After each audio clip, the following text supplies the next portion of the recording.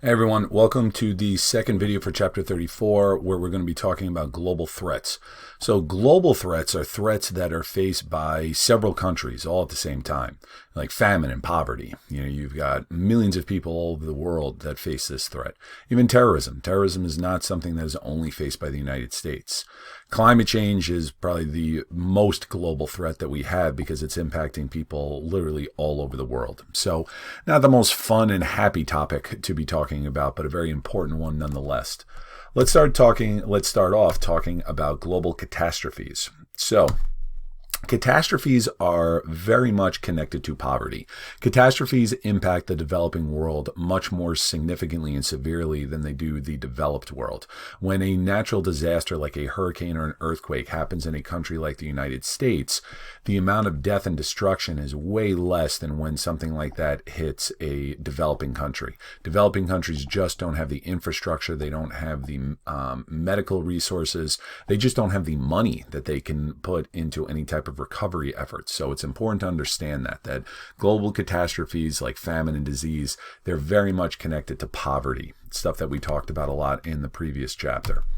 Now let's talk about the first one, disease. So with disease, the big word, and especially unfortunately that we know a lot today, are epidemics. An epidemic is, you look at the little infographic here, epidemics versus pandemics. An epidemic, this one here, is an event in which a disease is actively spreading and it's one that has grown out of control. A pandemic is when it spreads all over the world. So an epidemic has to do with how fast it spreads, like the Ebola virus outbreak that happened a couple of years back in West Africa. That was an epidemic, but thank goodness it was able to be contained in West Africa. A pandemic like COVID is everywhere. It's all over the world. So both are bad. Now, one of the most significant pandemics that we've had over the last 50 years is the AIDS HIV pandemic. Now, this is not one that is viewed as being out of control in the United States. That was not the case when I was a kid. Growing up in the 1980s, people were terrified of AIDS and HIV. There was just an awful lot of misinformation and not a lot of understanding of it. Once information became more readily available and medical understanding of it increased, now it's viewed as something that we can live with, that we can contain. That is not the case in some countries throughout the world, though.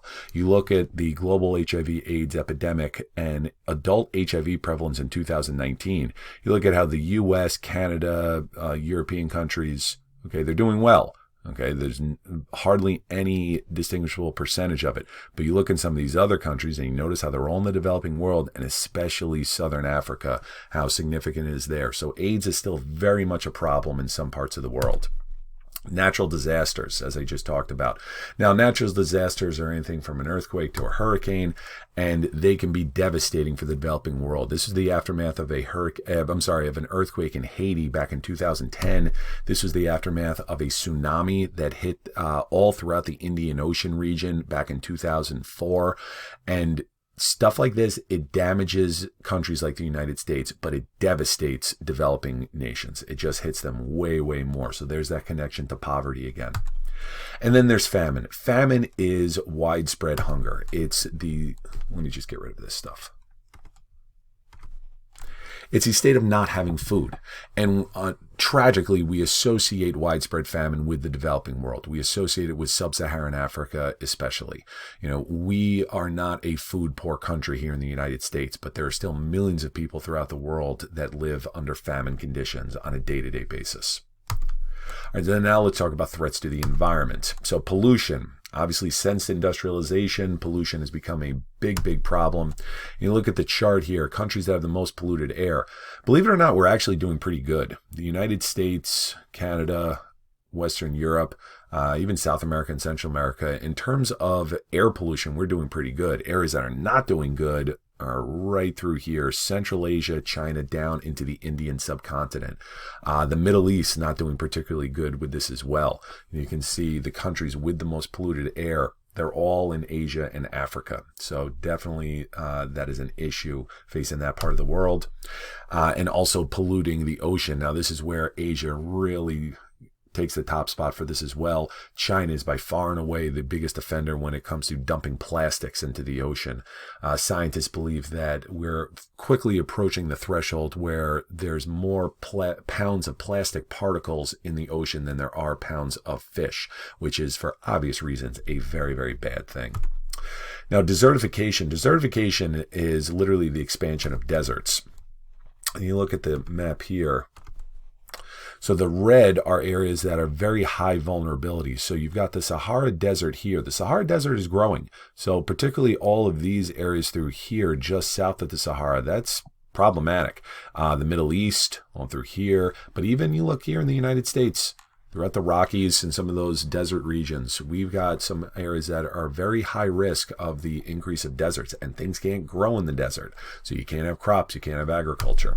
And then lastly, climate change, which a lot of this is tied into. Right? Pollution is adding to climate change, desertification, and even natural disasters. They are further exasperated because of climate change. We're seeing more extreme weather patterns that are leading to more hurricanes and tornadoes and things like that.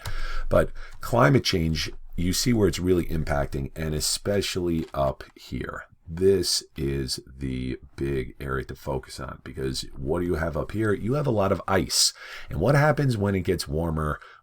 Ice melts. And so the melting of the polar ice caps up here is a big, big problem, because that is raising sea levels. It is changing temperatures both in the water and the air. And that is something that world governments and some of those international organizations are really trying to address now, because we are quickly getting to a point of possible no return where we may not be able to go back to the way conditions were, say, 100 and 150 years ago. All right, and lastly, with terrorism, I told you, it's just nothing but fun and uplifting stuff for this video. So terrorism, hold on, before I get to regional terrorism, we should know what terrorism is. Terrorism is the use of force and fear in order to try and further your political gains.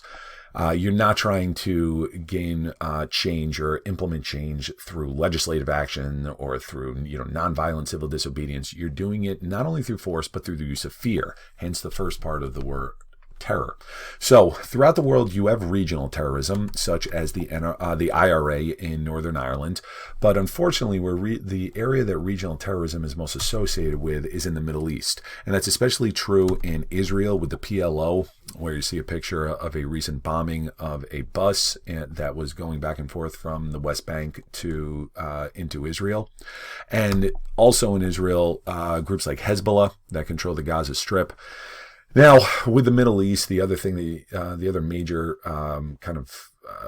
thing that you associate with the Middle East is Islam. And so, unfortunately, the stereotype that we associate with terrorism is Islamic fundamentalism, but unfortunately, there is some truth to that. Islamic fundamentalism is, like you see in this picture, no democracy, we want just Islam. It's going back to just a basic, pure form of Islam. They don't want a secular world. They don't want to be ruled by the laws of man. They want everything to come from the Quran.